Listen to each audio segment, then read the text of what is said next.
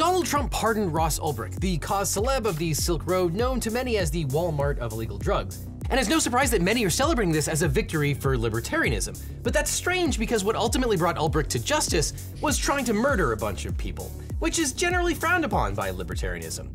And it's weird that Trump says he wants to increase penalties for drug dealers and in fact execute them. They execute drug dealers. Every country that has the death penalty has no drug problem. It's weird because he pardoned possibly the biggest drug dealer in American history. So pardoning the Silk Road kingpin solely because he paid lip service to your presidential run seems, I don't know, suboptimal. To break down this insane story, we turn to chaos lawyer Liz Dye. Thanks, Devin. President Trump's pardon of the January 6 rioters on his first day in the White House was outrageous. But another pardon on his second day in office was only slightly less offensive.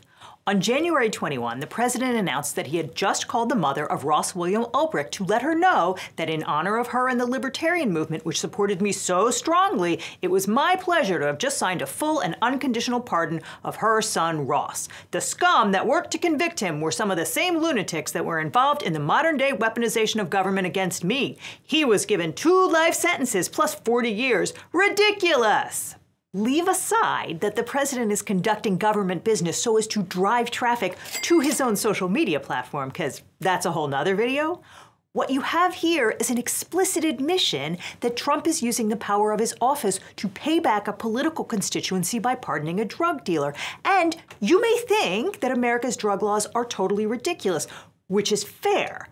But I think we can all agree that allowing the president to waive those laws once in a while as a payoff to people who vote for him is a terrible way to run a country. But okay, let's start from the beginning. Who the heck is Ross Ulbricht? Well, today, Ross Ulbricht is a 40-year-old guy who just walked out of a high-security prison in Florence, Colorado, after getting his life sentence wiped away. But in 2010, he was a broke nerd living in Austin, Texas, whose used book business had just gone belly up. But Ulbricht, a staunch libertarian who thought that taxation was theft and drug laws were an unjust infringement on individual liberty, had a new plan. And that plan was to sell drugs. A lot of drugs. I've been thinking about this. What if you could? So what are you saying? Think about it. Amazon for drugs. You despise Amazon.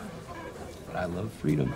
In January of 2011, Ulbricht launched the Silk Road website named for the ancient trade route that connected East Asia and Western Europe during much of the Middle Ages. Users of the Tor browser could access the Silk Road website on the dark web and pay for illicit goods and services using Bitcoin. The site escrowed the payments until delivery was complete, usually via means of the good old US mail. Once the drugs or other contraband showed up, Silk Road released the money after taking an 8 to 15% cut. Buyers and sellers could leave feedback and ratings, just like on Amazon, attesting to the quality of the product and delivery. Bitcoin plus Tor, untraceable. Like every good criminal, Ulbricht documented his ambitions in his journal. In 2011, I am creating a year of prosperity and power beyond what I have ever experienced before. Silk Road is going to become a phenomenon, and at least one person will tell me about it, unknowing that I was its creator. And he kept that journal on his laptop alongside files with names like Law Enforcement Counter Intel. Foreshadowing. The first sales were generated by Ulbricht himself, who cultivated and then sold 10 pounds of psilocybin fungi, aka magic mushrooms. Other vendors soon followed, and sales ticked along until July, when the website Gawker published an expose on Silk Road by reporter Adrian Chen. Making small talk with your pot dealer sucks. Buying cocaine can get you shot, but what if you could buy drugs online like socks or light bulbs? Now you can with an online website called Silk Road. I ordered 10 hits of acid delivered to my doorstep by the U.S. Postal Service. And what did that feel like? Well, to tell you the truth, Adrian, kind of felt like the future. Is there anything you'd like to add? Stop funding the state with your tax dollars and direct your productive energies towards the black market.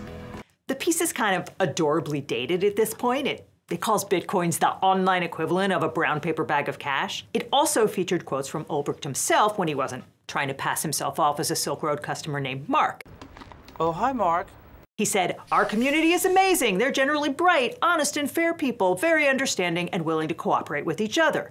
He also made it clear that he absolutely intended to violate the law and to encourage other people to do it too. He said, "The state is the primary source of violence, oppression, theft, and all forms of coercion. Stop funding the state with your tax dollars and direct your productive energies into the black market." If that was a ploy to gin up free publicity for the site, it worked. Silk Road's business exploded, but that had two knock-on effects that eventually led to Ulbricht's downfall. The first was that it put a target on his back with law enforcement and legislators alike. New York Senator Chuck Schumer called Silk Road a certifiable one-stop shop for illegal drugs that represents the most brazen attempt to peddle drugs online that we have ever seen, and said he'd bet his bottom dollar that the Drug Enforcement Administration was investigating, which they were. The second effect of the Gawker article was that Ulbricht got so busy that he had to hire staff to help him run the business, and those two things together were a recipe for trouble. Senator Schumer was right that law enforcement was after Ulbricht. In fact, there were teams at the FBI, the Department of Homeland Security, the Postal Service, the IRS, the Secret Service, and of course the Drug Enforcement Administration, or DEA, trying to figure out who was behind the Silk Road. Everyone wanted to be the one to take it down. And inside one of those teams, operating out of Baltimore, was a DEA agent named Carl Force IV. At a regional meeting, he listened to a postal inspector describe the massive uptick in drugs being intercepted through the mail. He realized that that might be the big case that made his career. So after learning how to navigate the dark web, he created an avatar for himself on Silk Road and a whole backstory to go with it. Force played a Dominican drug kingpin named Eladio Guzman, who wore an eye patch and sold heroin and cocaine wholesale. The conservative Christian cop consulted the Bible and chose the handle Nob, a city of priests near Jerusalem where King David received Goliath's sword, setting off a series of events that sparked one of the bloodiest massacres in the Old Testament. But Force wasn't the only one playing dress-up. Ulbricht went by Silk Road when he started the site, but then rechristened himself Dread Pirate Roberts, aka DPR, after the character from the Princess Bride movie. You're the Dread Pirate Roberts, admit it. With pride. What can I do for you? The joke was that Dread Pirate Roberts is the mask and can pass the identity along to someone else. And in fact, Roberts told his friends who knew him when he started the site that he'd sold it to someone else and wasn't running it anymore. That was a lie. Contribute to the community by reviewing your sellers, buyers, and products. Ulbricht loved running the site, not just for the money, of which there was a lot, but because it gave him a platform to preach his libertarian anti-government philosophy in which acting as a middleman for illegal narcotic sales was somehow noble and good. Remember how Trump pardoned this guy to honor the libertarians? That's why. Using the Nob persona, Force approached DPR, Dread Pirate Ulbricht, with an offer to buy the Silk Road. DPR said it would take $1 billion, which wasn't actually crazy considering the site did $1.2 billion in sales during the 2 years in which it was operational. The two struck up a friendship and were soon messaging regularly, with the supposedly hardened drug cartel schooling the young tech nerd in the ways of the underworld. Side note, Ulbricht wasn't actually a tech nerd. He had a master's degree in engineering. He learned to code to build the Silk Road, but his code was kind of amateur. Actual coders were constantly messaging him to say that his site had leaks and bugs, and as Wired reports, by 2013 he was paying $50,000 a week in blackmail to fend off denial of service attacks. In the end, it was his own carelessness that brought him down. Sorry to interrupt, but obviously if you're going to try to become a drug kingpin, you're gonna want a good lawyer. But if you want a great lawyer, my law firm, the Eagle Team, can help. If you've gotten in a car crash, suffered a data breach, especially if you got one of those data breach letters saying your information might have been leaked, or are dealing with a workers' comp or social security issue, we can represent you or help find you the right attorney. Because it's so important to talk to a lawyer right away so you can maximize your recovery. And by the way, we don't get paid unless you do, so there's nothing up front. Just click on the link in the description or call the phone number on screen for a free consultation with my team. Because you don't just need a legal team, you need the Eagle Team. Back in 2011, when Ulbricht started the Silk Road site, he tried to drum up business in other drug forums using the handle Altoid, like the Mint. An archived post associated with the handle linked to the email address rossulbricht@gmail.com. Then in 2013, Ulbricht used his real picture to order 9 fake IDs from his own website so that he could rent more server space without revealing his identity. That package was intercepted by the Department of Homeland Security at the Canadian border. And when the agents knocked on the door of his apartment in San Francisco, Ulbricht said that he hadn't ordered the fake IDs, but hypothetically, anyone could have ordered them off the Silk Road website using the Tor browser. It's such a fine line between stupid and clever. Yeah, It's just a little turnabout. Later that year, when the FBI team working the case discovered that first piece of data about his email, they put it together with the second piece about the IDs, and it led them to Ulbricht. But by then, things had gone totally off the rails with Knob, aka Agent Carl Force. Agent Force, as Knob, had been chatting up Dread Pirate Ulbricht about establishing a sort of wholesale version of Silk Road, distinct from the retail side, where the big guys could trade separately from individual users buying a few hits of ecstasy or an ounce of weed. At the same time, Ulbricht had hired a guy named Curtis Green to handle customer service issues. Green was a Mormon grandfather in Spanish Fork, Utah, who went by the handle Chronic Pain. He agreed to take delivery of 1 kilogram of cocaine, acting as the middleman between Knob and another drug dealer. When the drug showed up at his door, so did the DEA, including Agent Force. But when Green stopped answering messages for a couple of days, Ulbricht figured out that Green had been arrested, and he was worried that his guy would flip, which was a pretty safe bet since Green sang like a bird the second the feds kicked down his door. At the same time, someone used Green's Chronic Pain admin account to siphon off $350,000 worth of Bitcoin, and that someone was not Green. In fact, it was a Secret Service special agent named Sean Bridges who started helping himself once the feds took Green's computer and got control of the account. But Ulbricht thought that Green was stealing from him, and he vowed to take revenge. First, Ulbricht consulted another deputy who went by the name Inigo. Get it? Hello. My name is Inigo Montoya. You killed my father. Prepare to die. He said, if this was the Wild West, and it kinda is, you'd get hung just for stealing a horse. Inigo agreed, I don't condone murder, but that's almost worthy of assassinating him over LOL. And so, Ulbricht reached out to his friendly neighborhood drug cartel Knob to get the job done. He said, I'd like him beat up, then forced to send the bitcoins he stole back. Later, he thought again and messaged, can you change the order to execute rather than torture? He was on the inside for a while, and now that he's been arrested, I'm afraid he'll give up info. And Knob agreed, which led to this. Whoa, what's that? What's that for? Huh? This is lunch. Open up, dude. Open up. There we go. You got it. You got it. Keep it in. Keep it in. Oh, I love that. Dribbling out. It's nice. Ulbricht paid a government agent $80,000 to murder his own employee to keep him from testifying.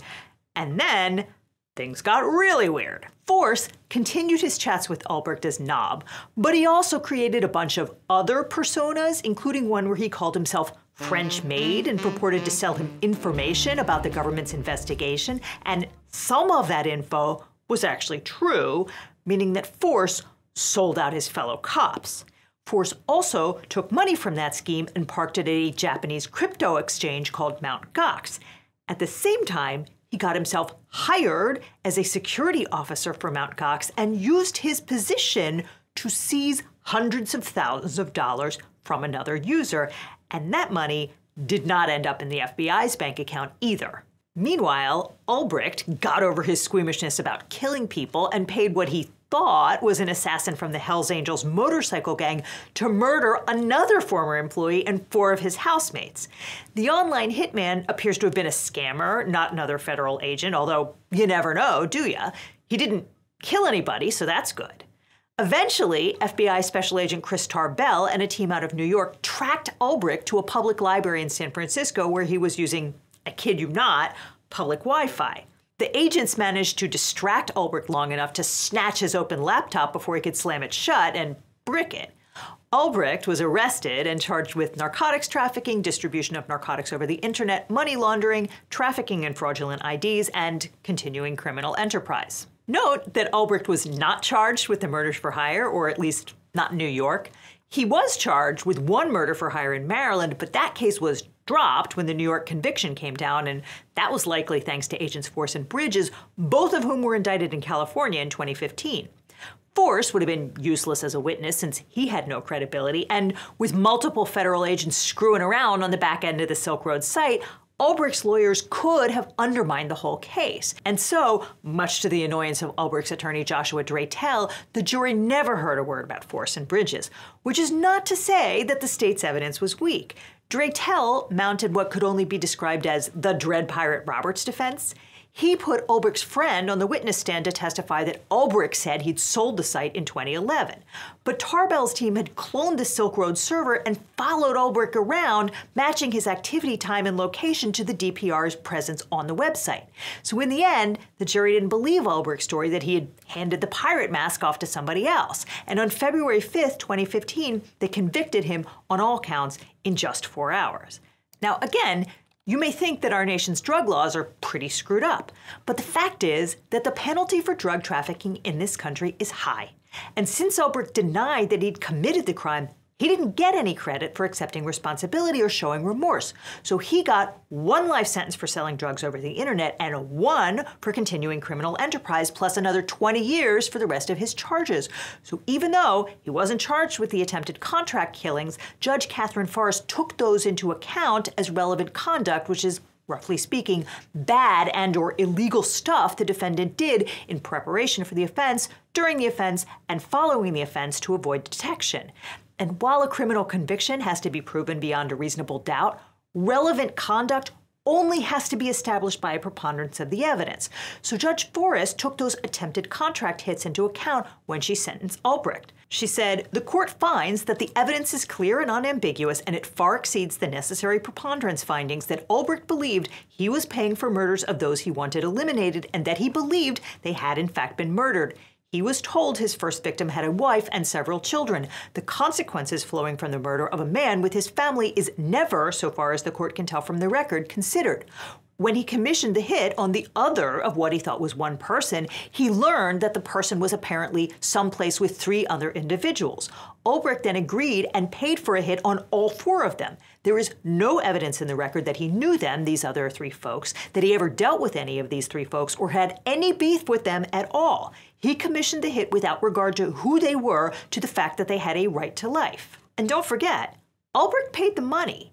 He got the pictures of the crime scenes and he wired the cash, and he believed that he had killed 6 people. So yeah, the trial judge gave him what's called a 2-level sentencing enhancement for the use of violence. And Ulbricht appealed to the Second Circuit and said it was no fair for Judge Forrest to consider the attempted murders or the evidence of people who'd overdosed and died from drugs they bought on his website, including a 16-year-old kid who took a synthetic hallucinogen purchased from the Silk Road on prom night and jumped to his death from a balcony because he believed he could fly, and the appeals court upheld the conviction. After which, Ulbricht's supporters paid Canon Shanmugam, considered widely to be the best Supreme Court advocate in the country, to file an appeal to the Supreme Court. And SCOTUS didn't take his case either, which is a long way of saying that Ross Ulbricht got a lot more due process than 99% of the criminal defendants in this country. But the United States loves an outlaw, and the crypto bros loved Ulbricht. They thought he was a visionary who could see the potential of decentralized currency, which was true, but that potential was crime on a massive scale. And the libertarians loved Ulbricht for similar reasons. He didn't believe in central government or taxation. He thought regulation was bad. He liked to deliver long, pointless lectures on the economic philosopher Ludwig von Mises. And so, a Free Ross movement sprang up online and never went away.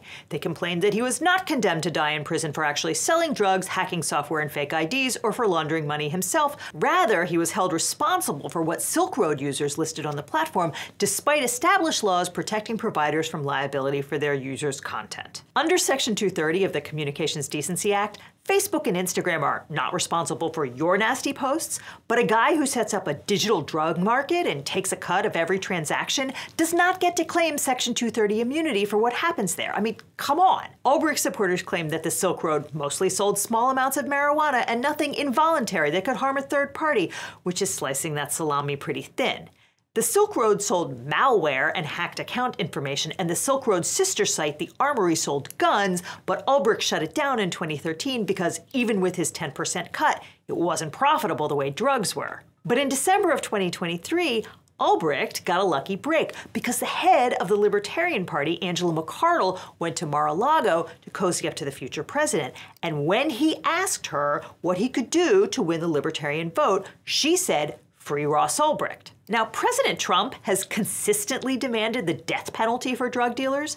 After Philippine leader Rodrigo Duterte engaged in a terror campaign, slaughtering more than 6,000 drug dealers and users without trial or conviction, Trump congratulated him for the unbelievable job on the drug problem. And on his first day in office, Trump designated Mexican drug cartels as foreign terrorist organizations and threatened to bomb them. But when the libertarians said they wanted a drug dealer pardoned as the price for their vote, he said, "I love freeing people." And that's exactly what he did. Within 24 hours of being sworn in, he paid back a political constituency by pardoning a drug dealer in honor of his mother and the libertarian movement, which supported me so strongly. The libertarians rejoiced, calling the pardon a rupture in the suffocating wall of state oppression, and praising Ulbricht as a pioneer, a dreamer, a man who dared to create a marketplace unbound by the suffocating grip of centralized control, which is a funny thing to say about a dude whose entire defense was, "Hey, you got the wrong guy, it wasn't me." And in jail, Ulbricht seems to have had a change of heart. In a letter to President Biden in 2022, he renounced his entire project. He said, "I thought at the time that I was promoting my ideals, but I have since learned what a terrible mistake I made.